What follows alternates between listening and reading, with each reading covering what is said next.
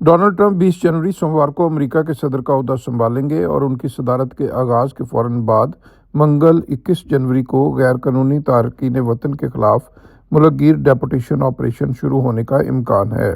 ये बात सदर ट्रंप के मुकर्रर करदा अमरीकी बॉर्डर्स के निगरान टॉम होमैन ने कही।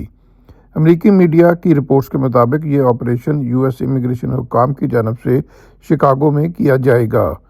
फॉक्स न्यूज़ के एक प्रोग्राम में जब टॉम होमैन से सवाल किया गया कि आया ऑपरेशन शिकागो से शुरू होगा, तो उन्होंने वाज़ेह किया कि कार्रवाइयाँ वहाँ होंगी जहाँ भी गैर कानूनी तारकीन वतन मौजूद होंगे। उन्होंने मज़ीद कहा कि गैर कानूनी तारकीन वतन अमरीका में मुकीम हो और जराइम में मुलव्वस हो, ऐसे अफराद को मुल्क में बर्दाश्त नहीं किया जाएगा। अमरीका में 1 करोड़ से ज़ायद गैर कानूनी तारकीन वतन मौजूद हैं। सदर ट्रंप की हुकूमत के आगाज से पहले ही इन तारकीन वतन में शदीद बेचैनी पैदा हो चुकी है।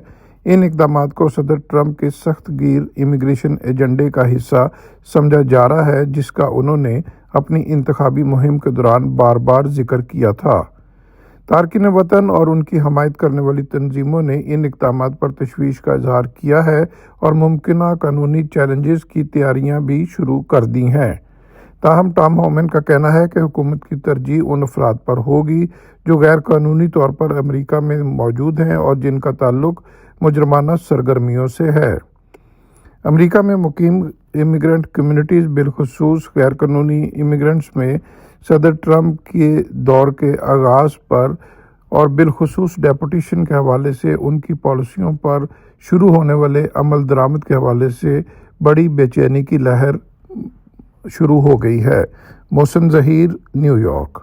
Don't forget to like, comment and subscribe.